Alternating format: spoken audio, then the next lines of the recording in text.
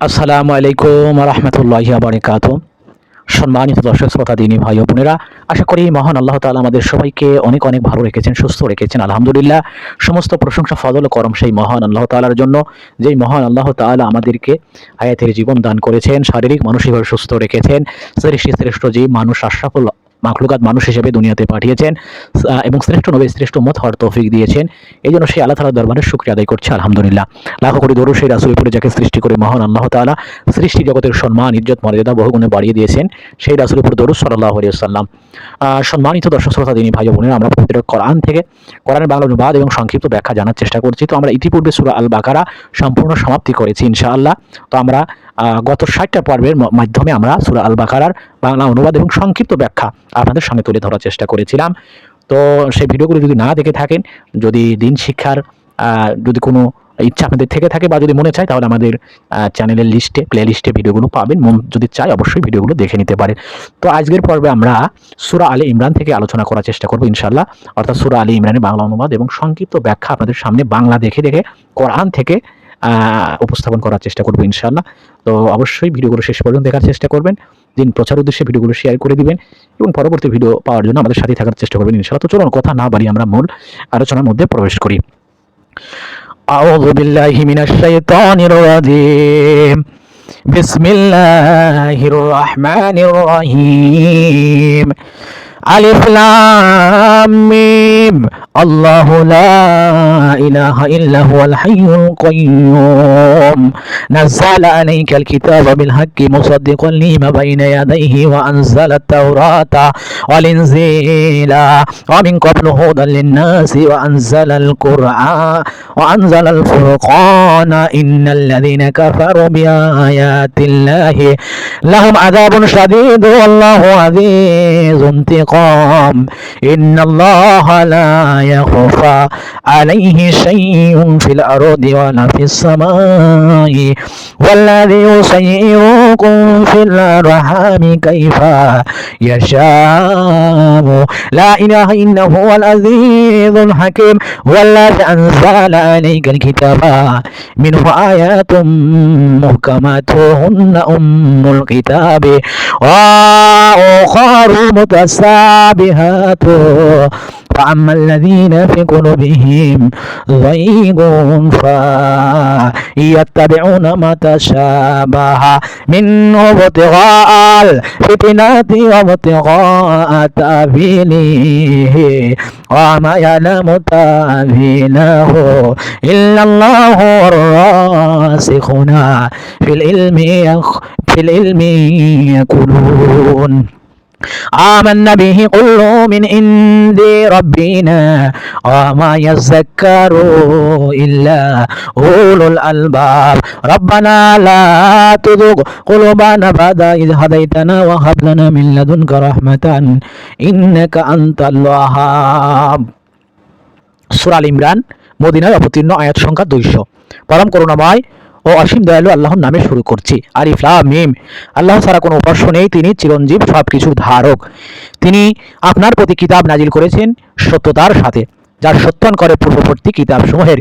নাজিল করেছেন তাওরাত ও ইনজিল এই কিতাবের পূর্বে মানুষের হেদায়েতের জন্য এবং অবতীর্ণ করেছেন মীমাংসা। নিঃসন্দেহে যারা আল্লাহর আয়াতসমূহ অস্বীকার করে তাদের জন্য রয়েছে কঠিন আযাব। আর আল্লাহ হচ্ছেন পরাক্রমশালী, প্রতিশোধ গ্রহণকারী। আল্লাহর নিকট আসমান এবং জমিনের কোনো বিষয় গোপন নেই। তিনি সেই আল্লাহ যিনি তোমাদের আকৃতি গঠন করে মায়ের গর্ভে যেমন তিনি চেয়েছেন, তিনি ছাড়া আর কোনো উপাস্য নেই। তিনি প্রবল, পরাক্রমশালী এবং প্রজ্ঞাময়। তিনি আপনার প্রতি কিতাব নাজিল করেছেন, তাতে কিছু আয়াত রয়েছে সুস্পষ্ট, সেগুলো কিতাবের আসল অংশ, আর অন্যগুলো রূপক। সুতরাং যাদের অন্তরে কুটিলতা রয়েছে তারা অনুসরণ করে ফিতনা বিস্তার এবং অপব্যাখ্যার উদ্দেশ্যে তন্মধ্যকার রূপকগুলোর, আর সেগুলোর ব্যাখ্যা আল্লাহ ব্যতীত কেউ জানে না। আর যারা জ্ঞানে সুগভীর তারা বলেন, আমরা এর প্রতি ঈমান এনেছি, এই সবই আমার পালনকর্তার পক্ষ থেকে অবতীর্ণ হয়েছে। আর বোধশক্তি সম্পূর্ণ ছাড়া অপর কেউ শিক্ষা গ্রহণ করে না। হে আমার পালনকর্তা, হে আমাদের পালনকর্তা, সরল পথ প্রদর্শনের পর তুমি আমাদের অন্তরকে সত্য লঙ্ঘনে প্রবৃত্ত করো না এবং তোমার নিকট থেকে আমাদেরকে অনুগ্রহ দান করো, তুমি সব কিছুর দাতা। আনুষঙ্গিক গাতব্য বিষয়, সর্বকালের সব পয়গম্বরই অর্থাৎ নবী রাসূলই তাওহীদের প্রতি দাওয়াত দিয়েছেন। দ্বিতীয় আয়াতে তাওহীদ ইতিহাস ভিত্তিক প্রমাণ পেশ করা হয়েছে। যেমন মনে করুন কোনো একটি বিষয়ে বিভিন্ন দেশের অধিবাসী ও বিভিন্ন সময়ে জন্মগ্রহণকারী সব মানুষ একমত। পূর্বাপর এবং জনগোষ্ঠীর মধ্যে শত শত এমনকি হাজার হাজার বছরের ব্যবধান। একজনের উক্তি অন্যজনের কাছে পৌঁছারও কোনো উপায় নেই। তা সত্ত্বেও যেই আসেন তিনি যদি পূর্ববর্তীদের মতো একই কথা বলেন এবং সবাই একই কর্ম এবং একই বিশ্বাসের অনুসারী হন, তবে এমন বিষয়ের সত্যতা স্বীকার করে নিতে মানব স্বভাব বাধ্য। উদাহরণত আল্লাহ তাআলার অস্তিত্ব ও তার তাওহীদের পরিচিতি সম্পর্কিত তথ্যাদি সহ সর্বপ্রথম হযরত আদম আলাইহিস সালাম দুনিয়াতে পদার্পণ করেন। তার ওফাতের পর তার বংশধরদের মধ্যেও একই তথ্যের চর্চা প্রচলিত ছিল। কিন্তু দীর্ঘকাল অতিবাহিত হওয়ার পর এবং আদম সন্তানদের প্রাথমিক কালের আচার অভ্যাস, সভ্যতা, সংস্কৃতি প্রভৃতি সর্ববিষয়ে ব্যাপক পরিবর্তন সূচিত হওয়ার পর হযরত নূহ আলাইহিস সালাম আগমন করেন। তিনিও মানুষকে আল্লাহ সম্পর্কিত ওই সব তথ্যের প্রতি দাওয়াত দিতে থাকেন যেসব বিষয়ের প্রতি আদম আলাইহিস সালাম দাওয়াত দিতেন। অতঃপর সুদীর্ঘকাল অতীতের গর্ভে বিলীন হওয়ার পর ইব্রাহিম, ইসমাইল, ইসহাক ও ইয়াকুব আলাইহিস সালাম ইরাক ও সিরিয়ায় জন্মগ্রহণ করেন। তারাও হুবহু একই দাওয়াত নিয়ে কর্মক্ষেত্রে অবতরণ করেন। এরপর মূসা ও হারুন আলাইহিস সালাম এবং তাদের বংশের পয়গম্বরগণ আগমন করেন। তারা সবাই সে একই কালেমার তাওহীদের বাণী প্রচার করেন এবং এই কালেমার প্রতি মানুষদেরকে দাওয়াত দিতে থাকেন। এরপরও দীর্ঘকাল অতিবাহিত হয়ে গেলে হযরত ঈসা আলাইহিস সালাম সেই একই আহ্বান নিয়ে আগমন করেন। সবার শেষে খাতামুল আম্বিয়া হযরত মুহাম্মদ সাল্লাল্লাহু আলাইহি ওয়াসাল্লাম একই তাওহীদের দাওয়াত নিয়ে দুনিয়াতে আবির্ভূত হন। মোট কথা, হযরত আদম আলাইহিস সালাম থেকে শুরু করে শেষ নবী হযরত মুহাম্মদ সাল্লাল্লাহু আলাইহি সাল্লাম পর্যন্ত 1,24,000 পয়গম্বর বিভিন্ন সময়ে বিভিন্ন ভাষা এবং বিভিন্ন দেশে জন্মগ্রহণ করেন এবং সবাই একই বাণী উচ্চারণ করেন। তাদের অধিকাংশরই পরস্পর দেখা সাক্ষাৎ পর্যন্ত হয়নি। তাদের আবির্ভাবকালে গ্রন্থ রচনা এবং প্রকাশনার আমলও ছিল না। যে এক পয়গম্বর অন্য পয়গম্বরের গ্রন্থাদি এবং রচনাবলী পাঠ করে এবং তার দাওয়াতের সাথে সাথে একত্বতা প্রকাশ করেন, বরং সচরাচর তাদের একজন অন্যজন থেকে বহু শতাব্দীর পরে জন্মগ্রহণ করেছেন। জাগতিক উপকরণাদির মাধ্যমে পূর্ববর্তী পয়গম্বরগণের কোনো অবস্থা তাদের জানা থাকারও কথা নয়। আল্লাহর পক্ষ থেকে ওহী লাভ করেই তারা পূর্বসূরীদের যাবতীয় অবস্থা সম্পর্কে জ্ঞাত হন বা অভিহিত হন এবং আল্লাহর পক্ষ থেকেই তাহাদেরকে এই দাওয়াত প্রচার করার জন্য নিযুক্ত করা হয়। এখন যে ব্যক্তি ইসলাম এবং তাওহীদের দাওয়াতের প্রতি মনে মনে কোনরূপ বৈরী ভাব পোষণ করে না, সে যদি খোলা মনে সরলভাবে চিন্তা করে যে 1,24,000 মানুষ বিভিন্ন সময়ে এবং বিভিন্ন দেশে একই একই সত্যর কথা বর্ণনা করলে তা মিথ্যা হতে পারে কি? তবে এতটুকু চিন্তাই তার পক্ষে তাওহীদের সত্যতা অকুণ্ঠা চিত্তে স্বীকার করে নেওয়ার জন্যই যথেষ্ট। এক্ষেত্রে বর্ণনাকারী ব্যক্তিবর্গ নির্ভরযোগ্য কিনা তা যাচাই করারও প্রয়োজন থাকে না, বরং বিভিন্ন সময়ে জন্মগ্রহণকারী এত বিপুল সংখ্যক লোকের এক বিষয়ে একমত হওয়াই বিষয়টির সত্যতার নিরূপণের জন্য যথেষ্ট। কিন্তু পয়গম্বরগণের ব্যক্তিগত বৈশিষ্ট্য, তাদের সত্যতা এবং তাদের সাধুতার উচ্চতম মাপকাঠির প্রতি দৃষ্টিপাত করলে কারো পক্ষেও এরূপ বিশ্বাস করা ছাড়া গত্যন্তরই নেই, অর্থাৎ অন্য কোনো পথই নেই যে তাদের বাণী 16 আনাই সত্য এবং তাদের দাওয়াত ইহলৌকিক এবং পারলৌকিক উভয় জগতের জন্যই মঙ্গল নিহিত।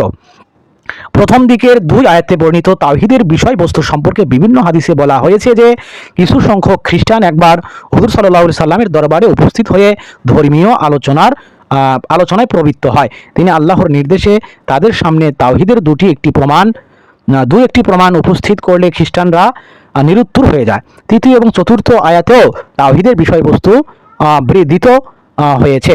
আর তৃতীয় আয়াতে আল্লাহ তাআলার সর্বব্যাপী জ্ঞানের বর্ণনা রয়েছে যে এই জ্ঞান থেকে কোনো জাহানের কোনো কিছুই গোপন নয়। আর চতুর্থ আয়াতে আল্লাহ তাআলার পরিপূর্ণ শক্তি এবং সর্ববিষয়ে সর্বাধিক সামর্থ্যের কথা বর্ণনা করা হয়েছে যে তিনি মানুষের জননীর উদয়ের 3টি অন্ধকার পর্যায়ে কিরূপ নিপুণভাবে গঠন করেছেন। তাদের আকার আকৃতি এবং বর্ণ বিন্যাসের এমন শিল্পী সুলভ দক্ষতার পরিচয় দিয়েছেন যে আকৃতি এবং বর্ণ নির্বিশেষে সকল মানুষের মধ্যে একজনের আকার আকৃতি অন্যজনের সাথে এমন মিল খায় না যে স্বতন্ত্র পরিচয় দুরূহ হয়ে পড়ে। এহেন সর্বব্যাপী জ্ঞান এবং পরিপূর্ণ শক্তি সামর্থ্যের যুক্তিসঙ্গত দাবি এই যে উপাসনা একমাত্র আল্লাহ অর্থাৎ তাহারই করতে হবে, তিনি ছাড়া আর কোনো জ্ঞান এবং শক্তি সামর্থ্য এরূপ নয়, কাজেই অন্য কেউ উপাসনার যোগ্য নয়। এইভাবে তাওহীদ প্রমাণ করার জন্যে আল্লাহ তাআলা প্রধান চারটি আয়াতে উল্লেখিত হয়েছে। প্রথম এবং দ্বিতীয় আয়াতে চিরঞ্জীব এবং সব কিছু নিয়ন্ত্রণকারী হওয়ার সিফাত, এবং তৃতীয় থেকে ষষ্ঠ আয়াত পর্যন্ত সর্বব্যাপী জ্ঞান ও সার্বিক শক্তি সামর্থ্যের সিফাত বর্ণিত হয়েছে। এতে প্রমাণিত হয় যে চারটি গুণেই যে সত্তা গুণান্বিত তিনি একমাত্র উপাসনার যোগ্য। আলোচ্য আয়াতে আল্লাহ তাআলা খ্রিস্টানদের বিভ্রান্তিকর মন্তব্যের মূল উৎপাটন করেছেন। এই আয়াতে বলা হয়েছে যে কোরআনের এসব বাক্য মুতাসাবিহাত অর্থাৎ রূপক, এসব বাক্যের বাহ্যিক অর্থ উদ্দেশ্য নয়, এগুলো আল্লাহ তাআলা ও তার রাসূল সাল্লাল্লাহু আলাইহি সাল্লামের মধ্যকার একটা গোপন রহস্য। এগুলোর প্রকৃত অর্থ সম্পর্কে সর্বসাধারণ অবগত হতে পারে না, বরং এসব শব্দের তত্ত্ব অনুসন্ধানে প্রবৃত্ত হওয়া সাধারণ মানুষের জন্য বৈধ নয়। এগুলো সম্পর্কে বিশ্বাস স্থাপন করা জরুরি যে এসব বাক্য দ্বারা আল্লাহ তাআলা যা উদ্দেশ্য তা সত্য, এর অতিরিক্ত ঘাটাঘাটি করার অনুমতি নেই। প্রথম আয়াতে আল্লাহ তাআলা কোরআনের সুস্পষ্ট এবং অস্পষ্ট বা রূপক আয়াতের কথা উল্লেখ করে একটি সাধারণ মূলনীতি এবং নিয়মের প্রতি ইঙ্গিত করেছেন। এই মূলনীতিটি বুঝে নেওয়ার পর অনেক আপত্তি ও বাদ অনুপাতের অবসান ঘটে। এর ব্যাখ্যা এরূপ: কোরআন মাজিদে দুই প্রকার আয়াত রয়েছে, এক প্রকারকে মুহকামাত তথা সুস্পষ্ট আয়াত এবং অপর প্রকারকে মুতাসাবিহাত তথা অস্পষ্ট ও রূপক আয়াত বলা হয়। আরবি ভাষার নিয়মাবলী সম্পর্কে সম্যকজ্ঞাত ব্যক্তি যে সব আয়াতের অর্থ সুস্পষ্ট রূপে বুঝতে পারে সে সব আয়াতকে মুহকামাত বলে, এবং এরূপ ব্যক্তি যে সব আয়াতের অর্থ সুস্পষ্ট রূপে বুঝতে সক্ষম না হয় সে সব আয়াতকে মুতাসাবিহাত বলে। মাঝহারি দ্বিতীয় খণ্ড। প্রথম প্রকার আয়াতকে আল্লাহ তাআলা উম্মুল কিতাব আখ্যা দিয়েছেন। এই অর্থ এই যে এসব আয়াতেই সমগ্র শিক্ষার মূল ভিত্তি, এসব আয়াতের অর্থ যাবতীয় অস্পষ্টতা এবং জটিলতা মুক্ত। আর দ্বিতীয় প্রকার আয়াতে বক্তার উদ্দেশ্য অস্পষ্ট ও অনির্দিষ্ট হওয়ার কারণে এগুলো সম্পর্কে বিশুদ্ধ পন্থা এই যে এসব আয়াতকে প্রথম প্রকার আয়াতের আলোকে দেখতে হবে। যে অর্থ প্রথম প্রকার আয়াতের বিপক্ষে যায় তাকে সম্পূর্ণ পরিত্যাগ করে বক্তার এমন উদ্দেশ্য বুঝতে হবে যা প্রথম প্রকার আয়াতের বিপক্ষে নয়। এ ব্যাপারে স্বীকৃত মূলনীতি কিংবা কোনো ব্যাখ্যা অথবা কদর্থ বৈধ নয়। উদাহরণত হযরত ঈসা আলাইহিস সালাম সম্পর্কে কোরআনে সুস্পষ্ট উক্তি এই রূপ, অর্থাৎ ইন্না হুয়া ইল্লা আবদু আনআমনা আলাইহি, অর্থাৎ সে আমার নিয়ামত প্রাপ্ত বান্দা ছাড়া অন্য কেউ নয়। অন্যত্র বলা হয়েছে ইন্না মাশালা ঈসা ইনদা আল্লাহি কামাশালি আদামা খলাকাহু মিন সুরাবিন, অর্থাৎ আল্লাহর কাছে ঈসার উদাহরণ হচ্ছে আদমের অনুরূপ, অর্থাৎ আল্লাহ তাকে সৃষ্টি করেছেন মৃত্তিকা থেকে। এসব আয়াত এবং এই ধরনের অন্যান্য আয়াত থেকে পরিষ্কার বোঝা যায় যে ঈসা আলাইহিস সালাম আল্লাহ তাআলার মনোনীত বান্দা এবং তার সৃষ্ট, অতএব তিনি উপাস্য, তিনি আল্লাহর পুত্র। খ্রিস্টানদের এইসব দাবি সম্পূর্ণ বানোয়াট, ভিত্তিহীন এবং মন গড়া। এখন যদি কেউ এসব সুস্পষ্ট প্রমাণ দেখে চোখ বন্ধ করে শুধু আল্লাহর বাক্য এবং আল্লাহর আত্মা ইত্যাদি অস্পষ্ট আয়াত সমূল করে হঠকারিতা শুরু করে দেয় এবং এগুলোর এমন অর্থ নেয় যা সুস্পষ্ট আয়াত এবং পরস্পরগত বর্ণনা বিপরীত, তবে একে তার বক্রতা ও হঠকারিতা ছাড়া আর কি বলা যায়? কারণ অস্পষ্ট আয়াতসমূহের নির্ভুল উদ্দেশ্য একমাত্র আল্লাহ তাআলাই জানেন। তিনি কৃপা এবং অনুগ্রহ পূর্বক যাকে যতটুকু ইচ্ছা জানিয়ে দেন। সুতরাং এমন অস্পষ্ট আয়াত থেকে কষ্ট কল্পনার আশ্রয় নিয়ে স্বমতের অনুকূলে কোনো অর্থ বের করা শুদ্ধ হবে না। ফাআম্মাল্লাযীনা ফি কুলুবিহিম যয়গুন, অর্থাৎ এই আয়াতে আল্লাহ তাআলা বর্ণনা করেন যে যারা সুস্থ স্বভাব সম্পূর্ণ তারা অস্পষ্ট আয়াত নিয়ে বেশি তথ্য অনুসন্ধান ও ঘাটাঘাটি করে না, বরং তারা সংক্ষেপে বিশ্বাস করে যে এই আয়াতটিও আল্লাহর সত্য কালাম। তবে তিনি কোনো বিশেষ হিকমতের কারণে এই অর্থ সম্পর্কে আমাদের অবহিত করেননি। প্রকৃতপক্ষে এই পন্থায় বিপদমুক্ত এবং সতর্কতা যুক্ত। এর বিপরীত কিছু সংখ্যক লোক এমনও আছে যাদের অন্তর বক্রতা সম্পূর্ণ। তারা সুস্পষ্ট আয়াত থেকে চক্ষু বন্ধ করে অস্পষ্ট আয়াত নিয়ে ঘাটাঘাটিতে লিপ্ত থাকে এবং তা থেকে নিজ মতলবের অনুকূলে অর্থ বের করে মানুষকে বিভ্রান্ত করার প্রয়াস পায়। এরূপ লোকদের সম্পর্কে কোরআন হাদিসে কঠোর সতর্কবাণী উচ্চারিত হয়েছে। কাজেই এই বিষয়গুলো থেকে আমাদেরকে বিরত থাকতে হবে। কোরআন মাজিদে মহান আল্লাহ তাআলা অনেক বিষয় গোপন রেখেছেন যেগুলো সম্পর্কে আল্লাহ তাআলা আমাদেরকে স্পষ্ট করেননি। এই বিষয়গুলোর অর্থ স্বয়ং আল্লাহ তাআলাই ভালো জানেন। এইগুলো নিয়ে আমাদের অত ঘাটাঘাটি চিন্তা ফিকির করারও দরকার নেই। আমাদের জন্য আল্লাহ তাআলা যেগুলো স্পষ্ট করে দিয়েছেন এইগুলো নিয়ে যদি আমরা চিন্তা ফিকির করি, ঘাটাঘাটি করি, হেদায়েতের জন্য, দিন বোঝার জন্য এই বিষয়গুলোই আমাদের জন্য যথেষ্ট হয়ে যাবে। তো আজকের আলোচনার মধ্যে থেকে আমরা অনেক বিষয়গুলো শিক্ষা গ্রহণ করতে পারলাম। বিশেষ করে আল্লাহ তাআলা যে যুগে যুগে মানে অসংখ্য নবী রাসূলকে দুনিয়াতে পাঠিয়েছেন এবং প্রত্যেকেই যে মানে আল্লাহ তাআলার পক্ষ থেকে মানুষকে তাওহীদের দাওয়াত দিয়েছেন, একত্ববাদের দিকে দাওয়াত দিয়েছেন, একমাত্র আল্লাহ তাআলার দিকেই দাওয়াত দিয়েছেন, দুনিয়ামুখী মানুষকে আখিরাতমুখী করার জন্য দাওয়াত দিয়েছেন, জাহান্নামীমুখী মানুষদেরকে কিভাবে জান্নাতে নিয়ে যাওয়া যায় সেই বিষয়ে কিন্তু দাওয়াত দিয়েছেন। এইভাবে এক নবীর পরে আরেক নবীর আগমনের মাঝখানে কিন্তু অনেক সময় গ্যাপ থাকে। গ্যাপ থাকার পরেও কিন্তু প্রত্যেকটা নবী রাসূল মানে একই বিষয়েরই দাওয়াত দিয়েছেন, অর্থাৎ একই তাওহীদের দাওয়াত দিয়েছেন।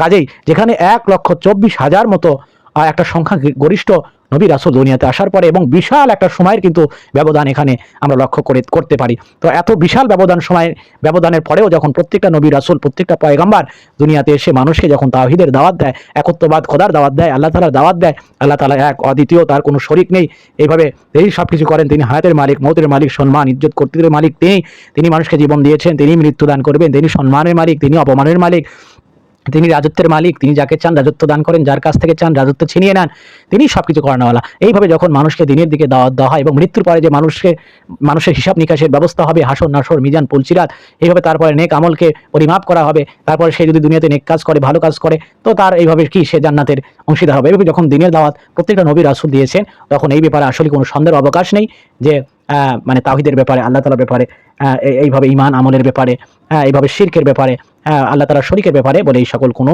মানে ভিত্তি নেই। তো এই বিষয়গুলো আমাদের অবশ্যই খেয়াল রেখে চলতে হবে। আরেকটা বিষয় এখানে উল্লেখ করা হয়েছে যে আল্লাহ তাআলাই মায়ের গর্ভের মধ্যে সন্তান যখন সৃষ্টি করেন এটা সর্বপ্রথম কিন্তু শুক্রাণু আকারে, বীর্য আকারে এটা আল্লাহ তাআলা প্রথমে প্রতিস্থাপন করেন। তারপরে এইটাকে রক্তপিণ্ড আকারে মানে প্রতিস্থাপন করা হয়। তারপরে এটাকে গোস্ত বা মাংসপিণ্ড আকারে প্রতিস্থাপন করা হয়। তারপরে এটাকে আল্লাহ তাআলা রূহ ফুঁকে দেন, অর্থাৎ কি এটা মানুষ হিসেবে সে ছেলে হবে না মেয়ে হবে, তার হায়াত কেমন হবে, সে কতদিন হায়াত পাবে, সে তার ভাগ্য কেমন হবে, ইত্যাদি ইত্যাদি বিষয়গুলো আল্লাহ তাআলা সেখানে নির্ধারণ করে দেন। এই জন্য মানে ছেলে হোক মেয়ে হোক, এভাবে কালো হোক ফর্সা হোক, যেমনই হোক, এগুলো আসলে আল্লাহ তাআলারই সৃষ্টি। আর মানুষ আল্লাহ তাআলার সৃষ্টি জগতের শ্রেষ্ঠ আশরাফুল মাখলুকাত। মানুষের চেয়ে মানে উৎকৃষ্ট মানে উত্তম কোনো সৃষ্টি দুনিয়াতে কখনো ছিল না, ভবিষ্যতেও আসবে না। মানুষ আল্লাহ তাআলার মানে সৃষ্টির শ্রেষ্ঠ জীব। এই বিষয়টা অবশ্যই আমাদেরকে বিশ্বাস করে চলতে হবে। তো ইনশাআল্লাহ আজকের পর্বে আমরা সূরা আলে ইমরানের কয়েকটা আয়াতের বাংলা অনুবাদ এবং সংক্ষিপ্ত কিছু ব্যাখ্যা জানার চেষ্টা করেছি। আগামী পর্বে ইনশাআল্লাহ সূরা আলে ইমরানের বাকি আয়াত থেকে আমরা আলোচনা করার চেষ্টা করব, যেখানে ইনশাআল্লাহ আমরা কোরআনের আরবি এবং তার বাংলা অনুবাদ এবং সংক্ষিপ্ত ব্যাখ্যা জানার চেষ্টা করব ইনশাআল্লাহ। আরেকটা বিষয় আপনাদের কাছে অনুরোধ করতে চাই, সেটা হলো যেহেতু আমি বিশেষ করে মাদ্রাসার মানে কওমি মাদ্রাসার ছাত্র না বা পড়াশোনা করা হয়নি, কাজেই আমি কোরআনটা শিখেছি আমাদের মসজিদের হুজুরের কাছ থেকে। এই জন্য হয়তো বা কোরআন তেলাওয়াতটা আমার সেইভাবে সহি হবে না, শুদ্ধ হবে না। তো এই বিষয়টাকে যেন আবার আপনারা মানে বড় করে না দেখেন বা এটা নিয়ে আবার মানে ভুল না বোঝেন। এই জন্য সবাইকে অনুরোধ করবো বাংলা অনুবাদটা, যেহেতু বাংলার ব্যাপারে পড়াশোনা আছে ইনশাআল্লাহ, আর বাংলাটা যেহেতু আমি কোরআন থেকে দেখে দেখে পড়ছি, তো আশা করি এর মধ্যে কোনো ভুল হবে না। তো আপনারা বাংলা অনুবাদটা এবং সংক্ষিপ্ত ব্যাখ্যার দিকে একটু বেশি মনোযোগী হওয়ার চেষ্টা করবেন, তাহলে এটা মানে ফিতনা ছড়াবে না এবং আমাদের জন্য বিষয়গুলো বুঝতে সহজ হবে। যদি প্রয়োজন মনে করেন যখন আরবি মানে পড়া হবে, যদি মন চায় যে না হয়তো এটা এর মধ্যে হয়তো আপনার মন টানছে না, তো একটু স্কিপ করে হয়তো বাংলা শুধু অনুবাদটাও যদি আপনারা একটু শোনেন, দেখেন বা বোঝার চেষ্টা করেন, আমার মনে হয় এখান থেকেও অনেক কিছু শেখার আছে। তো যাই হোক, সর্বপ্রথম মহান আল্লাহ তাআলা আমাকে আমল করার তৌফিক দান করুক। অতঃপর যারা শ্রোতা আছে, যারা দিন শিখতে চায়, মনের নেক নিয়ত আছে, আল্লাহ তাআলা তাদেরকেও যেন উত্তম বুঝ দান করুক, আমিন। তো ভিডিওটি শেয়ার করার অনুরোধ জানিয়ে আজকের মতো এখানেই সমাপ্তি। আসসালামু আলাইকুম ওয়া রাহমাতুল্লাহি ওয়া বারাকাতুহু।